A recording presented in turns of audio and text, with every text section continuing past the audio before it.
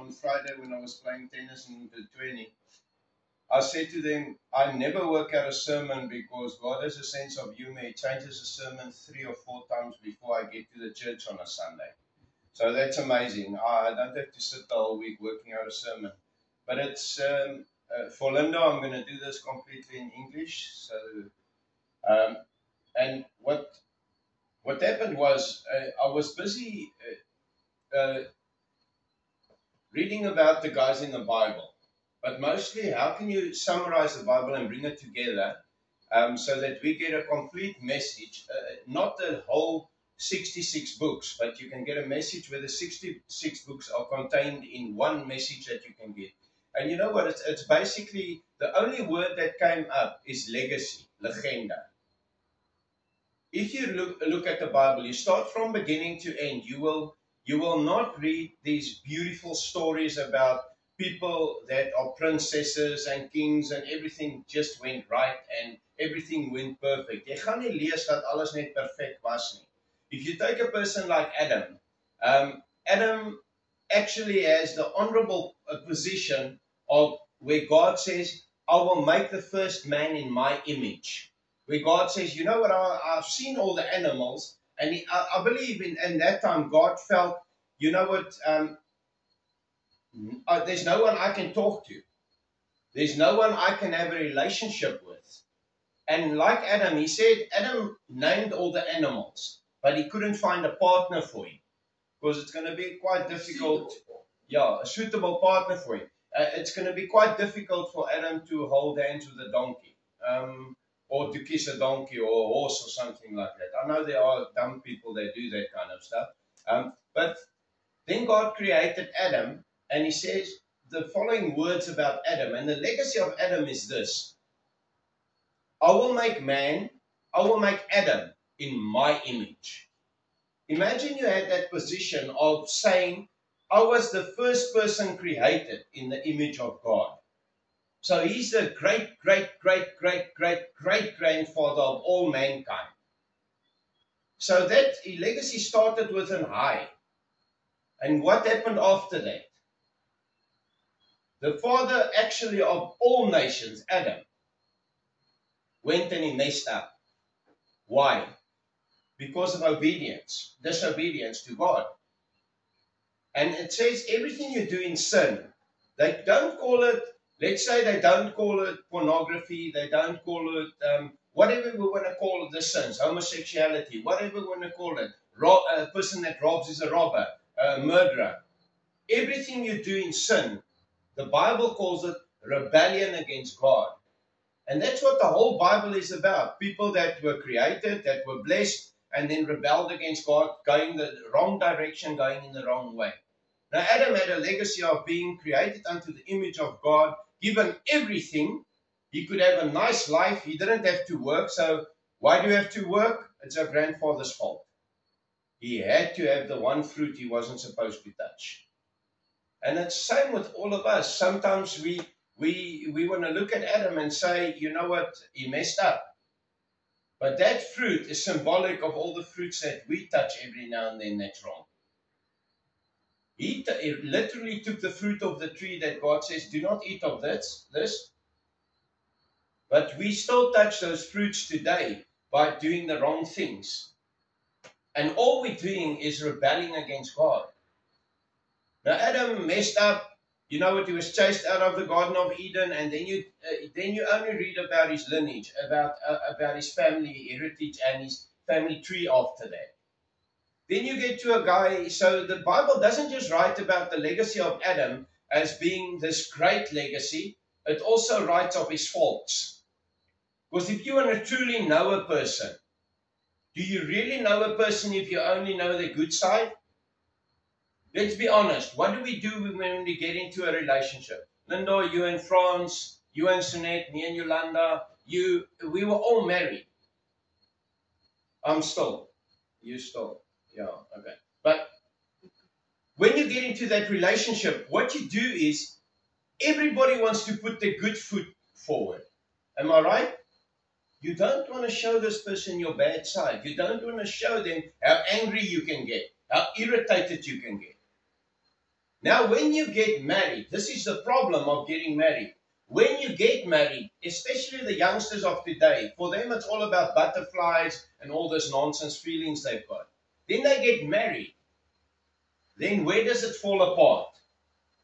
When they get surprised by this guy or this woman getting irritated, being a gossiper, one that makes trouble, one that cannot contain themselves, then they show their true colors. So actually, the only time you know a person is if you know their good and their bad. And that's where the problem comes in. People don't want to do that, but the Bible does do that. That makes you how truthful the Bible is. That shows you God's word is truthful, because it doesn't show you only the good, it shows you the bad as well. And with Adam, it showed us the good of who he was created to be, where he was put, how he was blessed, and he rebelled against God. We go to the next guy, and I've only taken a few guys in the Bible. Let's take Moses. I mean, Moses, at first, he was born, he was hunted, so Moses' start was not that great. Adam's was great.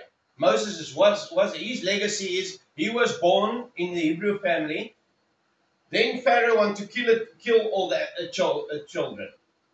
Then his mother had to send him away. Then he was brought up in the palace as a prince, because they didn't know who he was, where he came from. Then eventually Moses also rebels. He sees a Hebrew and an Egyptian fight, and what does he do? He kills the Egyptian. Moses knew he's in trouble. What does he do then? He runs away.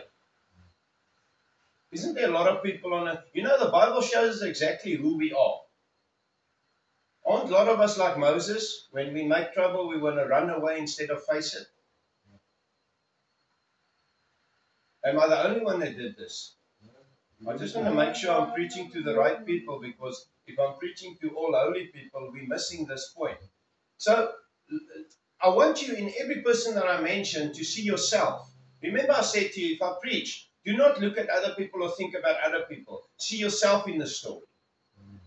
And I found myself lots of times that I made nonsense, and then I want to run. The devil says, run away. What does God say? The truth will set you free. Yeah, so Moses runs away. He wanders around. Eventually, he lands up in a Hebrew camp. He eventually picks up his life. And then he's on a little bit of a high. And God says, I want to send you to go and save my people. Go to the Pharaoh and say this. What does Moses do? Lots of Christians do this. Lord, I'm stuttering. I can't do this. When God gives you a job with someone around you or somebody, Lord, I've got this problem. I'm an introvert. I don't talk. No. Then you're not led by the Holy Spirit. Because the Holy Spirit says, if you're a child of God and God gives you a job to say something or do something, He will put the words in your mouth, the right words in your mouth, and He will lead you. And He will send His angels to protect you wherever you go. So at the end of the day, you know what? God had to remind Moses that He's his God. He must trust Him. Has God some stages in your life had to remind you He's God? You must trust Him. I know I've got millions of times that I was in trouble, that I thought this was not going to work out. And then eventually I hear God say, how much do you trust me? We told you the stories of how we had to pray for the business, how we had to pray, how we had to pray for ourselves, for our relationship, for our marriage, for everything. And at the end of the day, it comes back to one thing. Trust the Lord. He knows the plan. We say the plan, Jeremiah 29:11 says, the plans I have for you is to prosper you. Why would God say that if He doesn't mean it? So Moses as well, he becomes a murderer. Eventually, he goes further. He does other things wrong. David, we've spoken about him so many times. I mean, this guy gets chosen as the king at 13 years old. Then he gets to a point where he gets hunted by his own father-in-law. Saul wants to kill him. So if you've got trouble, you're not alone. I mean, all these guys had trouble. Moses had to run. The whole Egyptian army wanted to kill him. When I see these Western movies with a bounty out for somebody, I see Moses. There's a bounty out for him. David, I mean, he was the king and still rebelled against God, taking another guy's wife, killing that guy so that he can have the wife. He was punished. His son died. Eventually, at the end of the day, it speaks about the good and bad of David. His legacy was good and bad. But you know what? At the end, what does God say about David? And what does God call him? It's closest to my heart. A man unto my own heart. You know what? It doesn't matter what you do with your life. It really matters what's at the end of it. What are you working towards? Your heart's desire must be to satisfy God. We made the agreement last week when we spoke that everybody sitting here knows they make mistakes. I hope you know. Otherwise, you must preach a sermon. The pastor can come and sit in your place. You're more equipped to do it than me. So understand, we're in good company because we know we make mistakes. The whole Bible is people that made mistakes. I mean, Paul, he was a murderer. He just did it with warrants. He went out and killed the Christians. Eventually, Paul comes to God and he starts, and even in his ministry, he says, Lord, I'm struggling with this. You know, if you want to summarize the Bible's legacy is this. God creates, and we will be with him one day. You can summarize the Bible in that short description. We spoke about it last week. God has already prepared the end. Doesn't matter what happens, but you can exchange your end with God for going to hell, for choosing the wrong path. Ladies and gents, the legacy of a person, in man's eyes, if you speak to people and you ask them stories about somebody, negativity of somebody, people can quickly remember it. You know, in God's eyes, what he sees is a perfect creation unto his image. And he says, I know what your end is. I've already put your end there. But you have to walk towards the end I put for you there. You see, lots of times we take these detours and then we want to know why. The question is not why. The answer is right in front of you. Get on God's path. You see, God's got this perfect plan for every man and every woman. And he wants us to become old, and he wants us to be blessed. He wants us to be protected. But to be honest, tell me something. Most of your harm that came in your life, if it's not you, please don't answer. We'll accept that. Most of the harm that we've got today in our lives, who created that? Me, myself, and I. Because I want to be on the throne, not God. Am I right? I mean, you cannot, we've seen it so many thousands of times, that people die in a family because of drinking. Then the whole inside is messed up, and they die because of that. And then everybody wants to blame everything except the person that actually put the drink down his throat. Relationships fall apart. Then people ask questions, why? I think the question shouldn't be why. It should be go check in the mirror and answer yourself. Because if we do introspection and we look at ourselves, you know what the mankind does? We want to look for the fault, and we call it blame shifting. If you don't feel well, I'm going to make you also not feel well. If I'm irritated, I'm going to irritate you until you irritate it. Isn't it right that the world wants us to be on the level they are? Why do you think we're being bombarded with all this nonsense? They want us on their level. Where's Christians supposed to be? We're supposed to be on a higher level than that. We're supposed to have the wisdom of God, the leading of the Holy Spirit, the protection of the angels. But why don't we have that all the time? Because do you know what? Every now and then, we want to be on the throne. I heard a story long ago, and it goes like this. Somebody said, Lots of times we take God and we invite him to drive the car.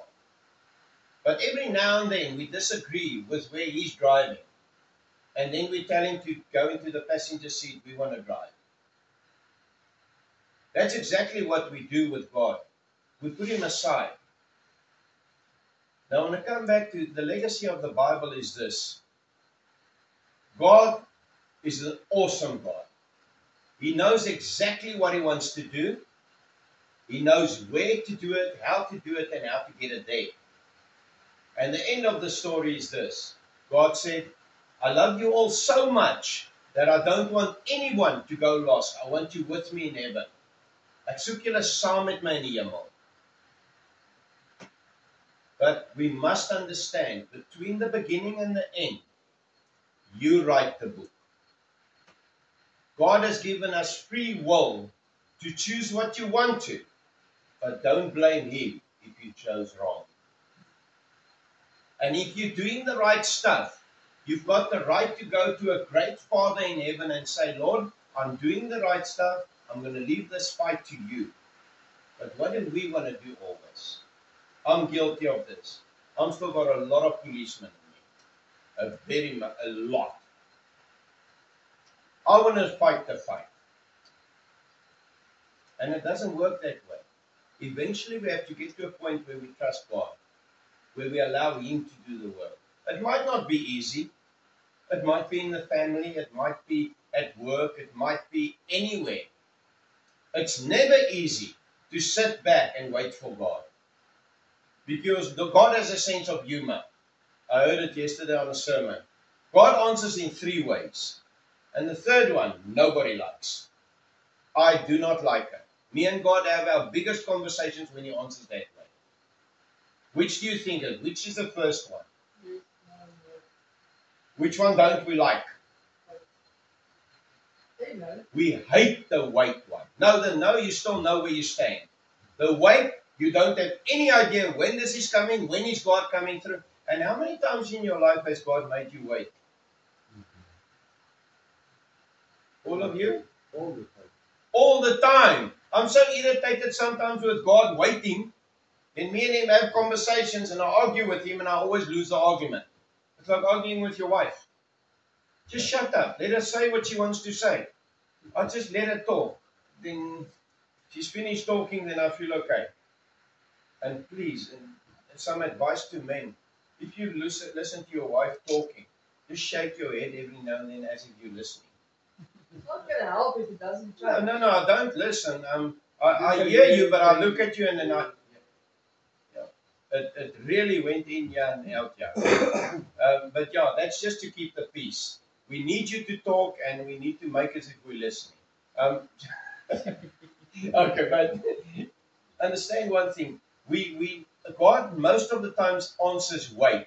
Why do you think God answers wait?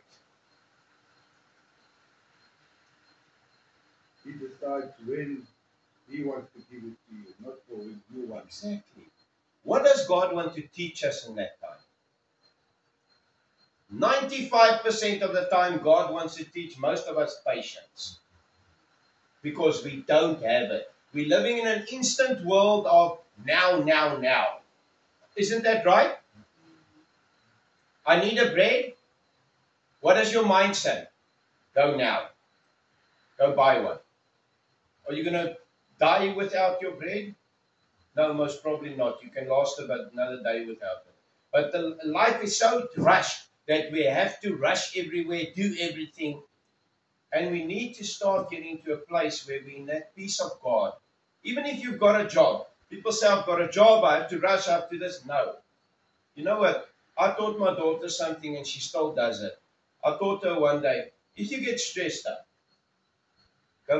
walk, go make yourself a cup of coffee. Go sit back for 5 minutes, enjoy that coffee. Or take a 10-minute that you just sit, think about nothing, and you relax. And it's always worked. We need to break that bond of rush by calming down, by relaxing. And most of the times we have to wait for God because God wants to teach us something. The problem is most people don't learn the lesson. Now, finishing off this service today, it's not a long one. I want you to answer yourself. What is your legacy? What legacy are you leaving behind? Now, the trick of the question is, first of all, do not measure your legacy unto people's opinions. Because their opinions matter absolutely nothing. Man's opinion means nothing in front of God. I want you to talk to yourself about your legacy in God's way. What legacy are you really leaving behind? Because at the end of the day, when you die, I can promise you, a month after I've died, nobody's going to cry about me anymore. Nobody's going to worry about me anymore. And a few months after that, nobody's going to talk about you anymore. You know what is going to last? Being with God. Have you left a legacy that's important to God, people? Because you will never always satisfy mankind. Trevor, I'm never always going to satisfy you. Because you know what my legacy is measured on by man? Your emotions, how you feel at that day. One day you like a person, the next day you hate the person. You don't actually have a good reason why.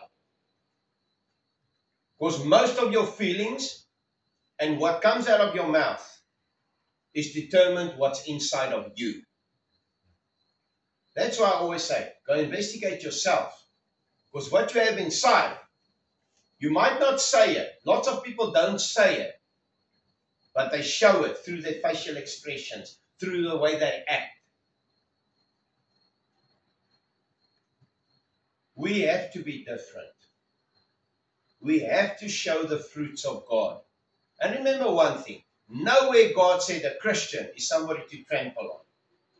Do not allow anybody to trample on you as a Christian. I don't care who they are. Your Father is the King of creation.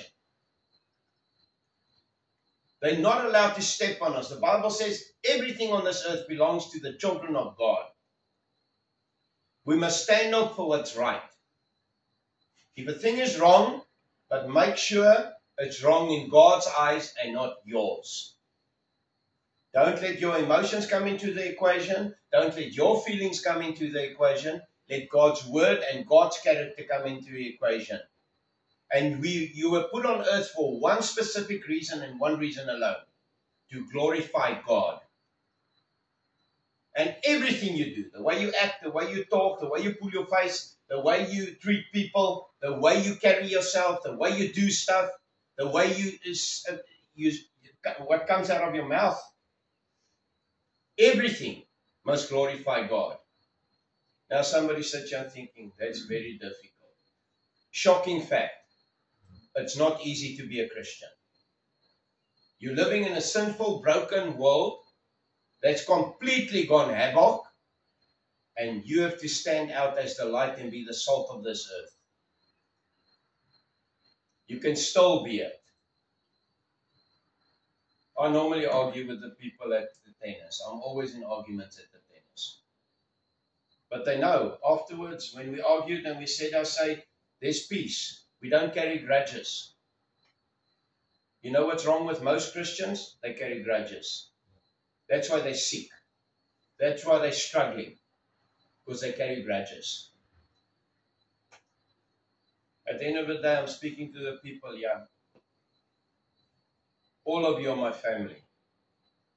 You know what? Do not expect me to be perfect.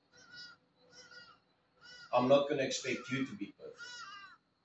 But we are going to walk this path in truth together, and we're going to make sure our brothers and sisters don't fall.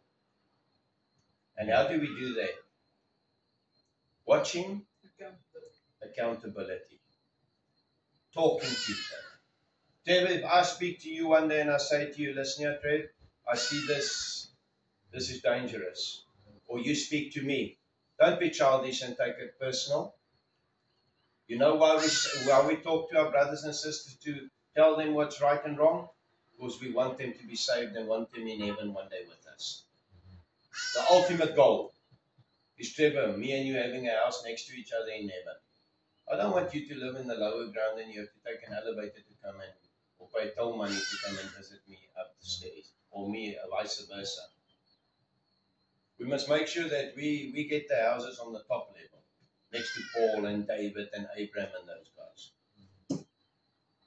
Remember one thing, you are going to be judged one day according to your works on this earth. Works aren't necessarily money bound. It's what you say, what you do, what you help. Like Franz, he's helping a lot of people with their gardens. Everybody sees it as his work. It's not. It's a service. To somebody else, that's a blessing because they don't have to do the garden. Everything you do must be seen in the light of, does this glorify God? Does God smile over me? You know what? And then we'll get to a nice peaceful place where this word comes into the equation. I'm finishing off. Yolanda actually showed me a thing on WhatsApp, the thing about a pastor finishing off his sermon.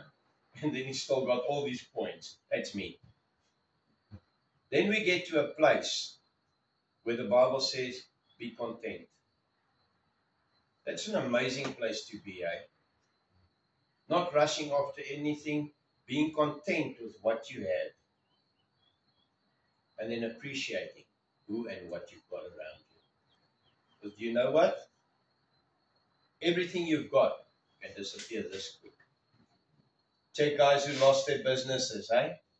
I know about rich guys. Next day, everything was taken away from them. I know about rich guys that thought they're going to live forever. All of a sudden on his deathbed like this. And I've never heard a guy curse God on his deathbed. At the end, the one thing they ask is, pray for me. Because inherent, everybody's got this thing that you know what, there is a God. And even if they believe it or not, everybody at the end of the day thinks, yo, am I going to heaven or hell? Because somewhere they heard this. And now they're facing this, they're staring this right in the eye. I'm going to die. And then they think about heaven and hell. And then normally, one of your biggest atheists on his deathbed started talking to God, Darwin. He was the man on his deathbed that said these words, I completely think I was wrong about God. How does a guy like that say his whole life he misled lots of people going after the Darwinian faith, and on his deathbed he wants to turn to God? It's just something to think about. If a big atheist who had an impact on most of the world and they had a religion for him, on his deathbed says he thinks he was wrong about God. What legacy are you leaving behind? It's your choice. It's your path.